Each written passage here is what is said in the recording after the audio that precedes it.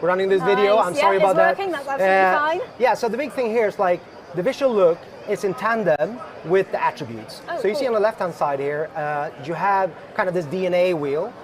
So there's 5 corners: strength, attributes, for example, intelligence, vitality, that's your health region. So they all, if you see on the right-hand side, they own certain statistics. But that's in tandem then with the look of your character. So not only do you change the visual look, but also change the stats related to that look. So a big head, you get smart. Funny that. Yeah, and smartness is used then to psionic abilities, for example. So it gives you more powerful mental abilities, your kind of X-Men abilities. Because we don't only have biomutations, that are the physical ones, we also have the mental X-Men style abilities.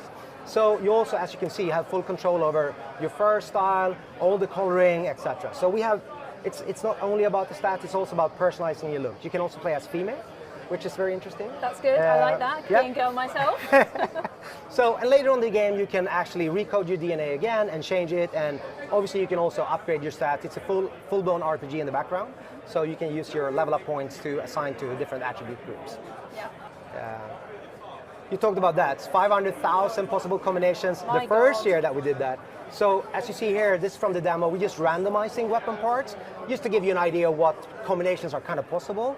But in the real game, you're actually putting together all of these bits yourself.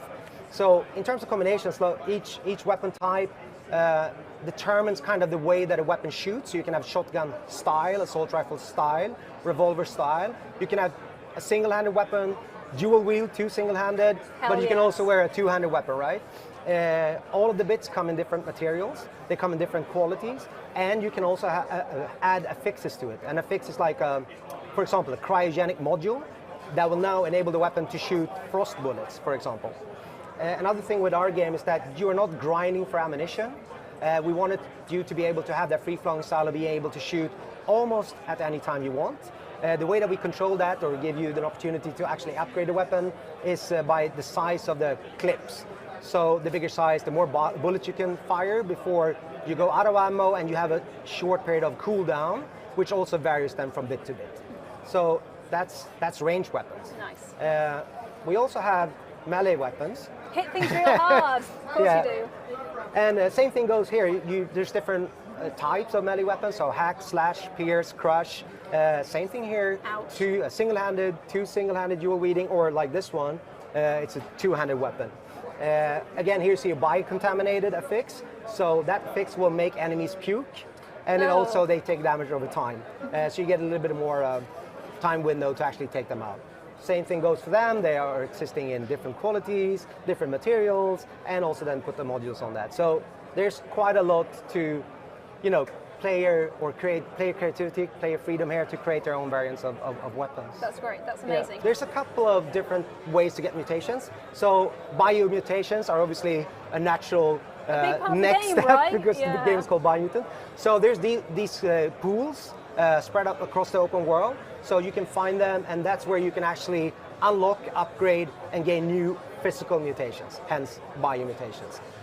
In order to do that, you have to have biopoints, and you get them by defeating these infected, biocontaminated creatures called morks.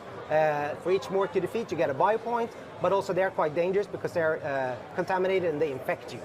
So types of mutations you will get, like big crab pinchers on your back. You'll be able to pinch people, lift them up, throw them away. But you can also get like a mutated shoulder that you can reflect bullets on enemies if they shoot at you. And there's quite a few of them that you can mix into your arsenal of creative combat, but also traversal. The other strain of mutations is what we call psionic mutations. So your X-Men mutations.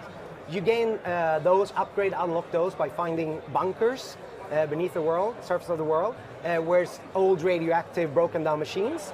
So kind of Bruce Banner going, and the Hulk. Hulking so out. you can see here the poor character is being exposed to radioactivity. It's a little bit painful. Yeah, I'm looping it here also, so it becomes more extreme. Yeah. But that's how you unlock those type of X-Men type of abilities.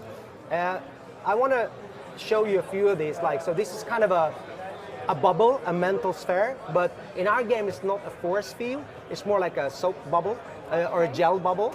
And again, you see that they're shooting at him, it's reflecting bullets. But what happens if you mix that with an ability, for example, like this one, levitate? So now you are levitating inside that gel bubble. Amazing. So what happens if you land?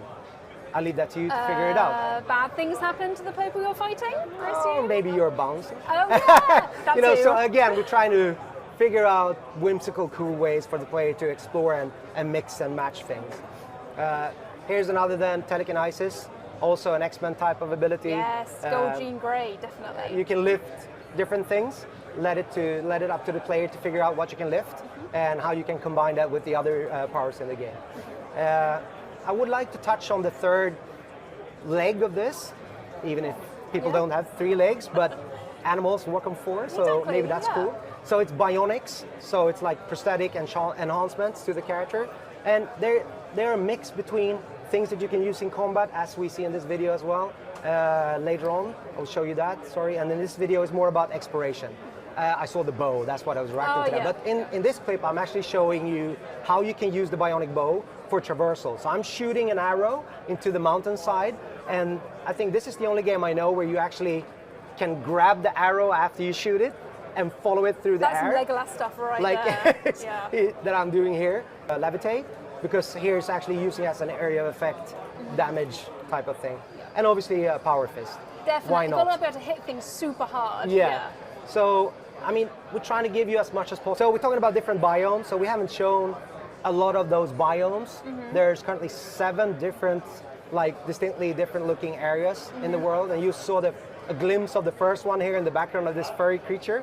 They all have kind of different creatures, different type of enemies, and also the key characters that you can meet in the world. There's a number of them, are also obviously then spread out across the world. We also see that in this video that we have a dynamic weather system, but also seasonal system. And this is not only just visual. You see he's running across the ice here. And again, traversing the world. This is one way that we're gating you. So for example, it becomes cold, right? What happens to water? So before, you see that he can't really swim. You see in one of these clips here, he's sprawling Not like really a working, is dog. it? Yeah. So you can swim for shorter stretches. But what happens when the water freezes? So maybe you then can access other areas of the world that you couldn't before. We also see he's running from oil here. So part of the story in the world is that it's, like I said, it's currently being going under, right?